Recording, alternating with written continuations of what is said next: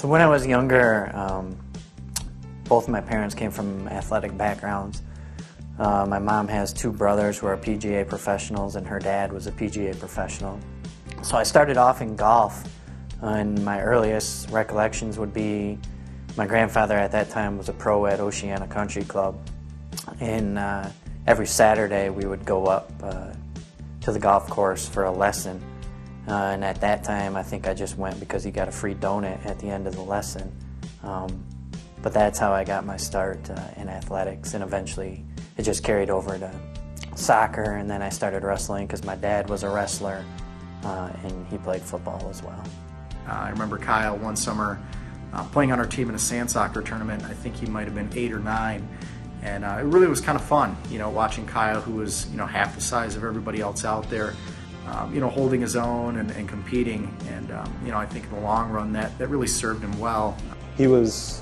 Kyle was a determined person, because no matter what, he was always kind of hanging around, and I feel like that probably served him well as an adult, as a high schooler when he made All-State, to be determined to stick with something, because when he was a kid, we always were, he was the guinea pig. Joel and I would do something and we'd say, all right, Kyle, you do it first. So if anybody gets hurt, you're the one that's hurt, or you're the one that gets in trouble. I used to be a ball boy for them at their home games, and at that time, I don't even know how old I was, but I was just watching and learning the game, and I can remember certain games, not prodded by my brother or anything, but I can remember when the opposing teams would be down a goal, or they needed the ball in a hurry when it would go out. Sometimes the ball boy would be hard to find. I would hate to say on purpose, but the ball would be slow to go back and play in those situations. Just this little fierce competitor. Obviously he's only a year older than I am, but I just remember how quick he was and how fast and energetic, and just a great competitor at such a young age. We're fortunate, I can say, at Fruitport.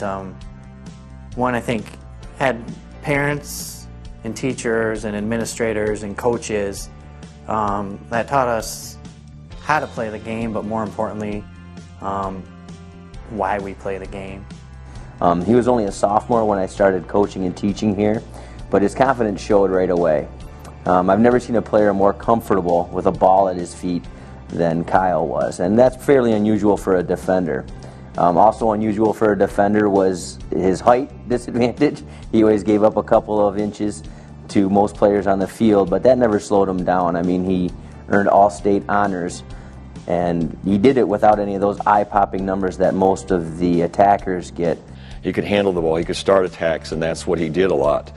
And for a guy to make first-team All-State, our very first player to make first-team All-State, and have no real stats is pretty amazing in itself.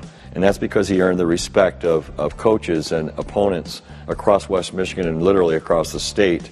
I think for me, the process of improving in the hunt to get there was always more intriguing than the records to me. I just knew that we had good players, and if we could find a way to go out there and do what we needed to do, that we would beat teams that we probably weren't supposed to. There was a parent from Reese Puffer who was kind of hounding Kyle throughout the entire game, and Kyle on the field was always super composed. Nothing really rattled him, and he was kind of a calming force and kind of kept things together all the time, and this parent just kind of kept chipping in on him all the time. And it was a tie game. I think it was 1-1, and probably with about 6 or 7 minutes left, Kyle hit an absolute seed from probably 25 yards out and scored, and he immediately turned around and just kind of happened to give a glancing shot to that side of the stands and kind of gave a little bit of a point, which was kind of out of character, but at the same time, I could tell that it was one of those things that he wanted really bad. The best memory about him as a player was against Spring Lake. The game was tied late into the game. He got the ball at midfield, marched up a couple yards, and just cracked a shot from 35 yards out, and we ended up winning 1-0. And it's always good to beat Spring Lake, especially in a playoff. There was a phase for a while when out on the field, not anywhere else, but out on the field, Kyle would talk with like a British accent. Like, I don't know where it came from, but it was really good too, and it was very intimidating. Like in the soccer, like European feel. Like, I think it like elevated his game up like a few notches because he'd be the one to ask refs questions, and somehow this British accent always came out. Don't know how, don't know why, but I guess it made him sound better. I guess you sound better when you're British. My parents would always ask Kyle to bring me home from practice, and Kyle drove a green Ford Taurus SHO. And I had no idea that Ford Tauruses could go so fast, but some of the best memories were ride homes from practices and games with Kyle, and just enjoying, being young and having that camaraderie and that friendship. He's a great friend, great mentor. It's so well deserved of putting him in the Hall of Fame. The two best parts about being a member of Fruitport Soccer Club and Western's soccer program for me is that after playing there, I feel like it was left in good shape. I think both programs are flourishing. We learned a lot from that senior group, and Kyle and Dan, and we were able to win a district championship after went back to back. But I don't know if we would have done that without the leadership that was before us and the culture that our captains and our seniors and even Coach Ernie and Coach Stucky had before us. I don't know if we would have been built to last that season without that experience. Was his final year there, I believe in the regionals against Grand Rapids Christian. A game they won 1-0. It was a great game. I still remember a few of the sequences pretty vividly. I was pretty proud of Kyle and that group of kids, and watching them come up through the years. Not just following, some of the things that the players that came before him had done, but really pushing those players, pushing people like me, pushing people like Colin, even when he was at a young age to be better. So, like I said, Kyle's a good guy. A lot of fun years hanging out with him, and wish him the best and congratulations. So I was fortunate enough to coach Kyle in wrestling and soccer, and I also had him in class. But his athletic legacy is one thing, but who he's become as a person is a whole nother. I was fortunate enough to convince him to play on my indoor soccer team, the co-ed team, and he was still the best player on the field, but what was really neat is to see how he interacted with his kids, and knowing his career in law enforcement. The thing I remember most about Kyle is not necessarily the player he was, but the person that he's become. So I'd like to say congratulations to Kyle. You deserve this. Kyle, congratulations. You'll always have a significant memory in this man's life, as well as our school, our soccer program. We're very proud of you, and you have made a huge difference. Continue to do so. It is an extreme privilege to introduce to you Mr. Kyle Hall.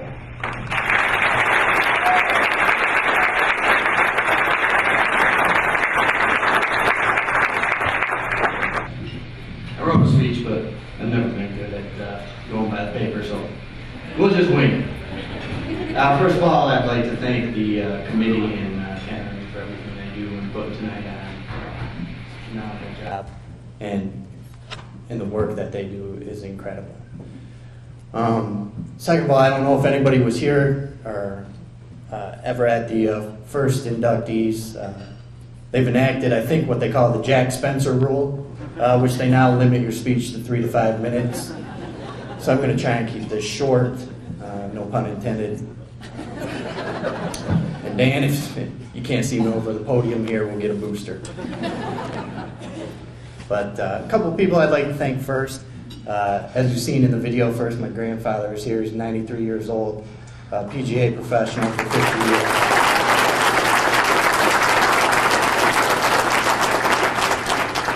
So he's been a role model of mine ever since I could swing a golf club and drink a kitty cocktail with him. So, my father, Rick, he's here, always inspirational. Early on, he taught me the value of $1 as a young player. He offered me $1 for every goal I could score. That probably started at the age of 5 and lasted for about 3 months until he went broke. Then my mother, she's here, Tammy.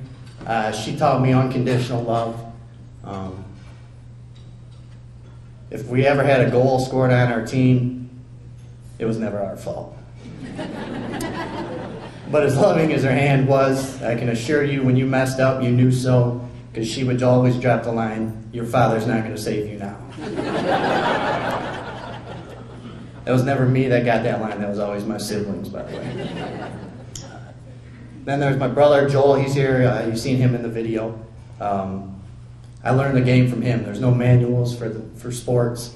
I think the best way to learn is by observation and by trial and error. I was fortunate enough to have an older brother that let me tag along and learn from him. He played for some of the state's highest level teams and in the collegiate level at Hillsdale as well. So he's a pretty influential part to any success I ever had. My sister Kim, she's not here with us tonight. She had to work. She's arguably maybe the smartest one in the family just because she has a PhD. But she taught me about Mark Twain and things like to never let your schoolwork interfere with your education and stuff like that. So she was influential as well. I say she was the smartest one, but I have a hard time saying that because as a kid, she never learned. She would always bet my brother and I, "Hey, I can go across the yard and bend over, and I bet you guys can't hit me with a soccer ball." Never went well for her. And then there's my wife.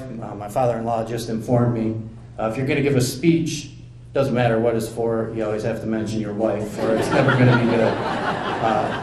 So she's taught me a few things as well. This is my wife, Debbie. She's given me 5 beautiful children.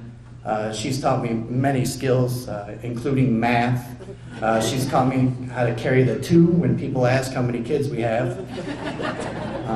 And pretty soon I think people are going to confuse us for the Schultzes and the Lees who are taking half.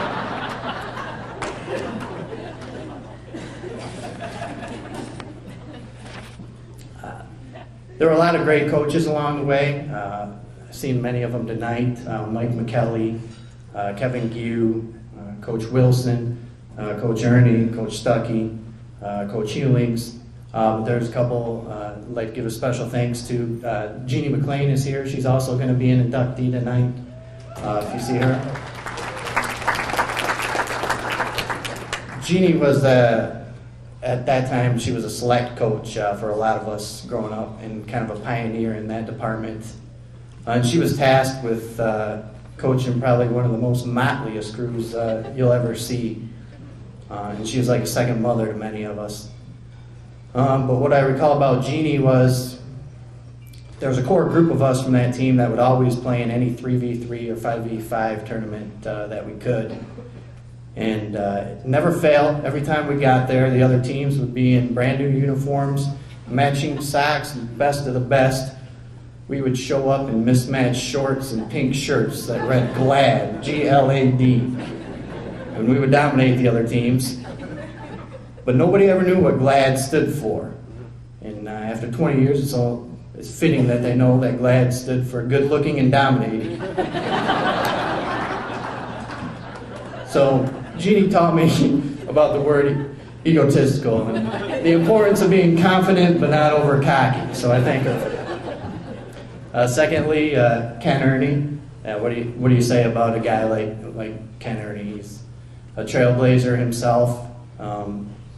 And as I said in the video, he taught us how to play the game, but most importantly, he taught us why we play the game. So I thank him for that.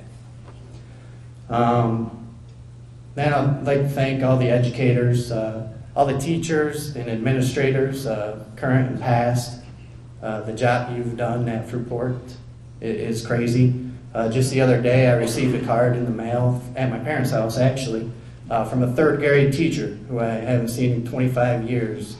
And she had just noted that she had read my name in the paper and wanted to express how proud she was. So those are the kind of teachers and people we have here at Fruitport. So I'm thankful for that. And lastly, I'd just like to thank the community. I grew up in Fruitport. You hear about legends like Mike Teeter, who's here tonight, I seen Tom Chorney, Mike McKelly, the Brinks, all the Lees in wrestling. You hear all these stories. I grew up, my parents would take us to the Fruitport football games every Friday night. See, Brett Schultz was quarterback back then. He was a neighbor. You know, we lived through the Silverdome run and the start of, you know, I guess you'd say the middle of the Fruitport volleyball dynasty. And to see a community get behind these groups and get behind these people and stick together, I learned a lot from that just growing up in the Fruitport community, so I couldn't be prouder to be a Trojan. So thank you.